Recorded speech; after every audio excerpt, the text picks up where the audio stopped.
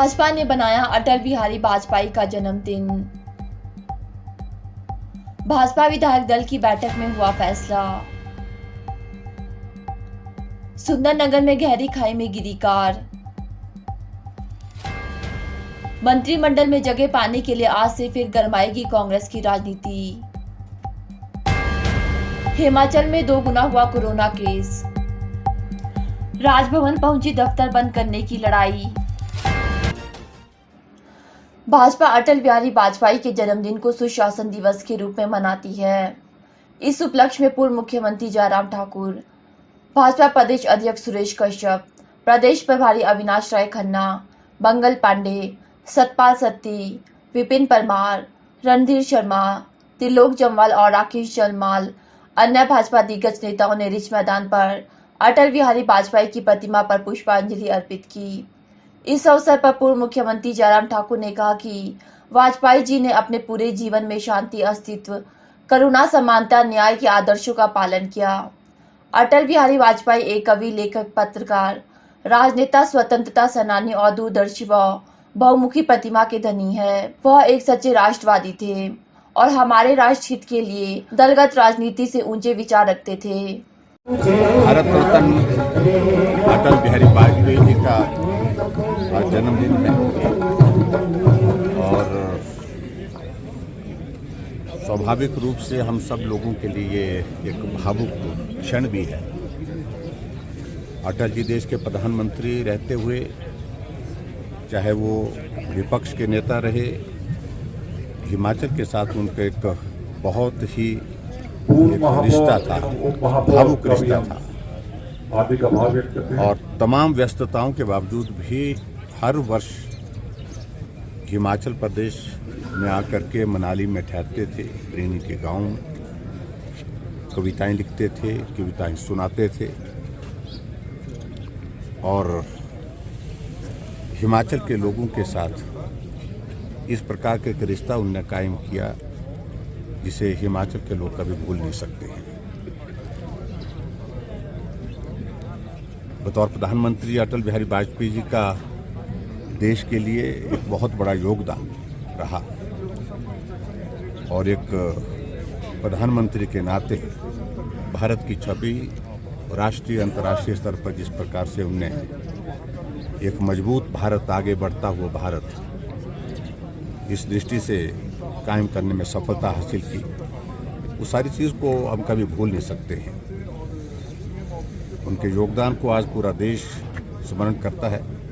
आज हिमाचल प्रदेश भारतीय जनता पार्टी विधानमंडल दल के नेता का निर्वाचन की प्रक्रिया हम सब लोगों के राष्ट्रीय महामंत्री और इस पूरे चुनाव प्रक्रिया के पर्यवेक्षक के रूप में उपस्थित विनोद तावड़े जी की उपस्थिति में अभी चर्चा हुई और मुझे इस बात की खुशी है कि मुझे लगा चर्चा लंबा चलेगा, लेकिन जो हमारे सभी निर्वाचित 25 विधायक आए, उन 25 विधायकों से जब हमने विधानमंडल दल के नेता के नाम के रूप में सुझाव मांगा, प्रस्ताव मांगा, तो पूर्व विधानसभा अध्यक्ष विपिन सिंह परमार जी ने, पूर्व प्रदेश के अध्यक्ष सतपाल सिंह सत्ती जी ने,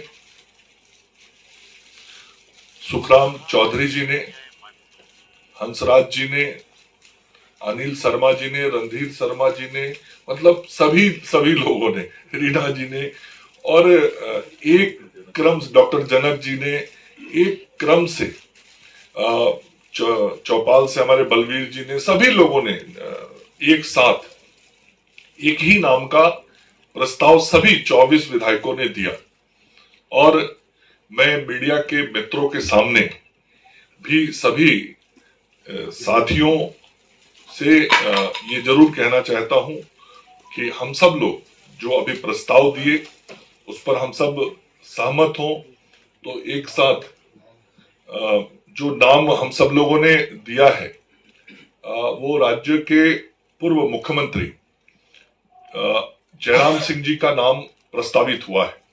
मैं मीडिया के मित्रों के सामने और अपने पर्यवेक्षक विनोद तावड़े जी के सामने और अपने राज्य के प्रभारी और सह प्रभारी दोनों के सामने इस बात की घोषणा करता हूं कि भारतीय जनता पार्टी के विधानमंडल दल के नेता के रूप में आज श्री जयराम सिंह ठाकुर जी का निर्वाचन यहाँ हुआ है और हिमाचल प्रदेश के अंदर भारतीय जनता पार्टी के विधानमंडल दल का नेतृत्व श्री जयराम। हिमाचल के मंडी स्थित सुंदरनगर में चंडीगढ़ मनाली एनएच पर हराबाग के पास देर रात एक टैक्सी गहरी खाई में गिर गई। हादसे में चालक की मौत हो गई, जबकि गाड़ी सवार गुजरात के अहमदाबाद की एक दंपति व उनके 2 बच्चे घायल हो गए। सभी घायलों का उपचार मेडिकल कॉलेज नेरचौक में चल रहा है। परिवार क्रिसमस मनाने के लिए मनाली जा रहा था। पुलिस मामला दर्ज कर जांच में जुटी है। प्राप्त जानकारी के अनुसार किशोर बाई मोतियानी निवासी अहमदाबाद गुजरात परिवार के साथ क्रिसमस मनाने मनाली जा रहे थे।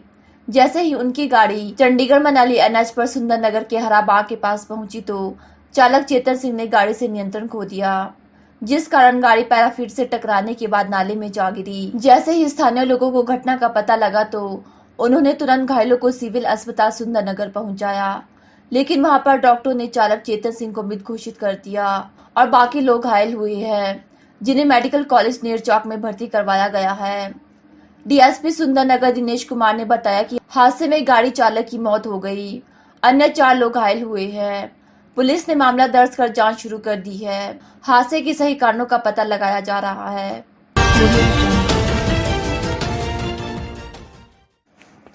हिमाचल प्रदेश की सुक्खू सरकार के मंत्रिमंडल में जगह पाने के लिए रविवार से राजधानी शिमला में फिर कांग्रेस की राजनीति गरमाएगी। रविवार को सुक्खू के शिमला लौटने से पहले ही राजधानी में नवनिर्वाचित विधायकों ने डेरा डाल दिया है। दिल्ली में पार्टी के वरिष्ठ नेताओं के माध्यम से अपने लिए मंत्री पद की लॉबिंग करने गए अधिकांश विधायक दिल्ली से लौट आए। कांगड़ा, चंबा, कुल्लू के कई विधायक शनिवार को शिमला पहुंचे। सोलन, सिरमौर, ऊना और बिलासपुर के विधायक रविवार दोपहर तक शिमला पहुंचेंगे। जनवरी 2023 के पहले सप्ताह में विधानसभा के शीत सत्र के बाद मंत्रिमंडल का गठन संभावित है। कोरोना संक्रमित होने से पहले मुख्यमंत्री सुक्खू ने कांग्रेस हाईकमान के साथ चर्चा कर विधानसभा अध्यक्ष और उपाध्यक्ष सहित कई मंत्रियों के नाम तय कर लिए है। बिलासपुर से राजेश धर्माणी, कुल्लू से सुंदर सिंह ठाकुर, सिरमौर से हर्षवर्धन चौहान, चंबा से कुलदीप पठानिया और किन्नौर से जगत सिंह नेगी की ताजपोशी होना लगभग तय है। जिला कांग्रेस से चंद्र कुमार, सुधीर शर्मा और रघुवीर सिंह बाली, जिला शिमला से रोहित ठाकुर, अनिरुद्ध सिंह, विक्रम आदित्य सिंह और कुलदीप सिंह राठौर झंडी मिलने की दौड़ में शामिल है। प्रदेश में उप मुख्यमंत्री बनाए जाने के बाद अब सिर्फ 10 मंत्री ही बनाए जा सकते हैं। इसके अलावा विधानसभा अध्यक्ष, उपाध्यक्ष, मुख्य संचेतक, संचेतक और राज्य योजना बोर्ड के उपाध्यक्ष के पदों पर भी कांग्रेस विधायकों की नियुक्तियां की जानी है। मंत्री बनने से छूटने वाली विधायकों को इन पदों से नवाजा जा सकता है। हिमाचल प्रदेश में कोरोना के एक्टिव केस 4 दिन से निरंतर बढ़ रहे हैं। राज्य में बीते 24 घंटों के दौरान 7 नए कोरोना मरीज सामने आने के बाद एक्टिव केस बढ़कर 30 हो गए हैं, जबकि 16 दिसंबर को प्रदेश में सबसे कम 14 कोरोना मरीज रह गए थे। देश में BF7 वेरिएंट की पुष्टि के बाद प्रदेश में भी कोरोना को लेकर हड़कंप मचा हुआ है। हिमाचल में भी 4 दिन से कोरोना का ग्राफ बढ़ रहा है। इसे अच्छा संकेत नहीं माना जा रहा। 21 दिसंबर को प्रदेश में कोरोना के 19 एक्टिव केस, 22 दिसंबर को 24, 23 दिसंबर को 26 और 24 दिसंबर को 30 एक्टिव केस हो गए। 2 सप्ताह पहले राज्य में 5 जिले कोरोना मुक्त हो गए थे, मगर अब 3 ही जिले कोरोना मुक्त बचे हैं, जबकि 3 जिलों में एक मरीज है। शिमले जिले में सबसे ज्यादा 7 एक्टिव मरीज और कांगड़ा में 6 सक्रिय मामले हो गए हैं। BF7 के खतरे को देखते हुए स्वास्थ्य विभाग ने एडवाइजरी जारी की है। विभाग ने सभी को मास्क पहनने की सलाह दी है। खासकर भीड़-भाड़ वाले इलाकों में मास्क लगाने को कहा गया है, ताकि कोरोना के संक्रमण को फैलने से रोका जा सके। स्वास्थ्य विभाग ने सभी को सामाजिक दूरी के प्रोटोकॉल का पालन करने, नियमित तौर पर हैंड सैनिटाइज करने, सभी को कोरोना वैक्सीन की प्रिकॉशन डोज लेने और ठंड बुखार जैसे लक्षण नजर आते हैं तो RT-PCR टेस्ट करवाने की सलाह दी है। हिमाचल में सत्ता पक्ष और विपक्ष में टकराव बढ़ता जा रहा है। पूर्व सरकार द्वारा खोले गए दफ्तर बंद करने का मामला राजभवन पहुंच गया। प्रदेश भर में प्रदर्शन करने के बाद बीजेपी ने आज राज्यपाल राजेंद्र विश्वनाथ आर्लेकर को ज्ञापन सौंपा। इसमें राज्यपाल को बताया गया कि राज्य की सुखू सरकार बदले की भावना से काम कर रही है। राज्यपाल से मिलने के बाद शिमला में प्रेस कॉन्फ्रेंस में बीजेपी विधायक दल के नेता जयराम ठाकुर ने कहा कि प्रदेश के इतिहास में ऐसा पहली बार देखने को मिल रहा है कि जब किसी सरकार ने अपने कार्यकाल की शुरुआत जन विरोधी निर्णय से की हो। किसी भी प्रदेश की उन्नति, प्रगति और विकास तभी संभव है जब उस प्रदेश की सरकार सकारात्मक सोच और दलगत राजनीति से ऊपर उठकर कार्य करे। लेकिन वर्तमान कांग्रेस सरकार की कार्यप्रणाली बदला बदली एवं राजनीतिक प्रतिशोध की भावना से प्रेरित है। उन्होंने राज्यपाल से आग्रह किया कि प्रदेश सरकार राजनीतिक द्वेष की भावना से काम न करे। इसी भावना से आगे बढ़ने पर बीजेपी इन जन विरोधी निर्णयों के खिलाफ प्रदेश भर में जन आंदोलन करेगी। जयराम ठाकुर ने कहा कि सरकार को बने लगभग 14 दिन हो गए, अब तक कांग्रेस सरकार कैबिनेट का गठन नहीं कर पाई। इस वजह से जनता से किए गए वादे लटक गए हैं। कांग्रेस ने 10 दिन के भीतर ओपीएस बहाल करने के अलावा पहले ही साल 1 लाख युवाओं को रोजगार देने का वादा किया था, मगर कोई भी वादा पूरा नहीं किया गया। इस अवधि में सरकार का पूरा ध्यान दफ्तर डिनोटिफाई करने पर रहा, जो बिल्कुल गैर कानूनी है। सीएम सुखविंदर सिंह सुक्खू सरकार ने पूर्व भाजपा सरकार द्वारा अप्रैल 2022 के बाद खोले गए सभी दफ्तर व अपग्रेड ऑफिस को डिनोटिफाई करने का निर्णय लिया है।